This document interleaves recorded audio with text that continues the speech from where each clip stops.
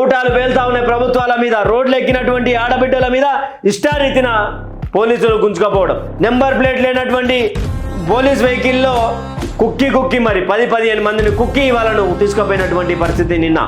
అంగన్వాడీలను ఎక్కడ కనిపిస్తే అక్కడ ఏమన్నా దేశద్రోహుల ఆసారాలు హామీ ఇచ్చింది, మాట్లాడింది కదా, హామీ ఇచ్చింది అంగన్వాడీలో. ఈరోజు ఈ అక్క ఓటేంది అంగన్వాడీలో ఓటేంది. ఈరోజు మీరు గద్దెనెక్కిరా? ఈరోజు గద్దెనెక్కిన తర్వాత ఇదేం దాష్టికం మరి? ఇది దొరికిన వాళ్ళని దొరికినట్టు అరెస్ట్ చేయడానికి, ఒక దేశద్రోహులను అరెస్ట్ చేసినట్టు, ఒక నక్సలైట్లను అరెస్ట్ చేసినట్టు, ఓ ఉగ్రవాదులను అరెస్ట్ చేసినట్టు వాళ్ళేమో అరెస్ట్ చేయరు, చూస్తూ ఉంటారు. శభాష్, ఉద్యమం మరింత ఉధృతం కావాలంటారు. ఈడ హామీలు అడగడానికి వచ్చినటువంటి ఆడబిడ్డల మీద ఈ దారుణాలు.